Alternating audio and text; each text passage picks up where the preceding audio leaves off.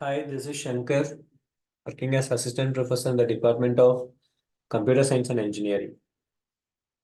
In this video lecture, we are discussing about cognitive architectures.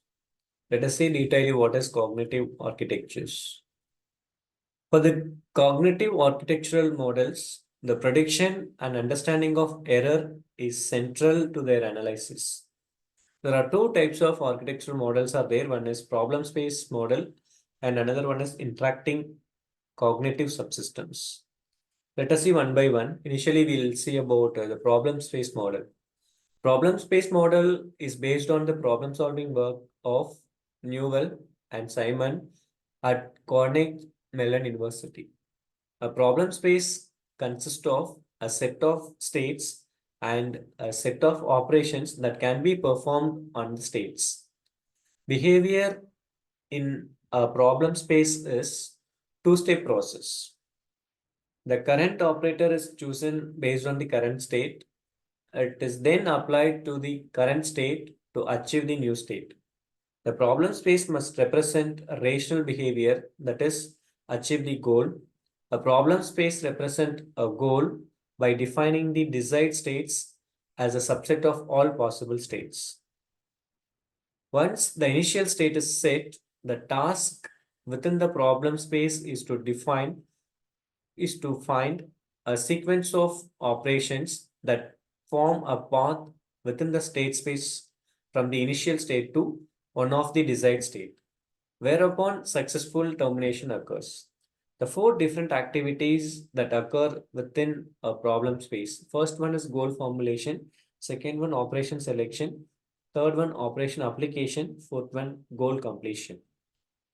Goal formulation creates the initial state based on the observation of the external environment. Operations are the actions at knowledge level in the problem space.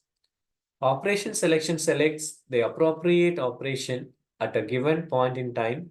This suggests an operation that can act on that state and transform it closer to a desired state.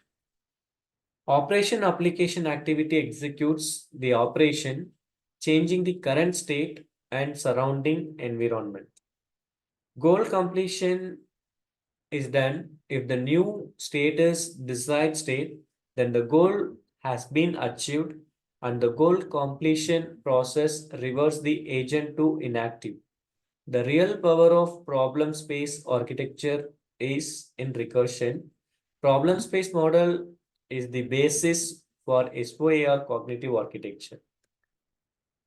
ICS provides next one interactive cognitive subsystems. ICS provides a model of perception, cognition, and action. It is not intended to produce a description of the user in terms of sequences of actions that he performs.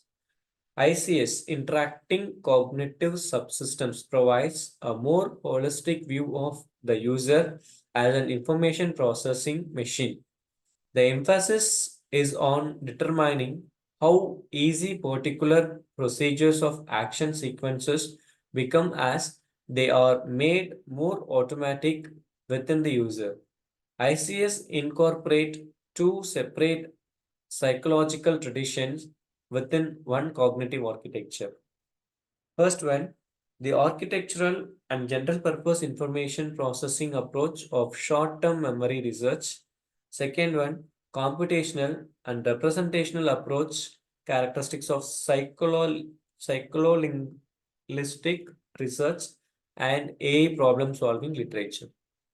Architecture of interactive cognitive subsystems is the coordinated activity of 9 smaller subsystems. 5 peripheral subsystems are in contact with the physical world of 4 are central, dealing with mental process. Each subsystem has the same generic structure. A subsystem is described in terms of its typed inputs and outputs along with a memory store for holding typed information. The example for ICS is visual system for describing what is seen in the world for physical world. Processing of proportional information capturing the attributes and identities of entities and their relationship with each other for mental process. ICS has the ability to explain how a user proceduralize action. ICS has been suggested as a design tool that can act as an expert system to advise a designer in developing an interface. Thank you guys watching for this lecture series. Thank you. Thank you all.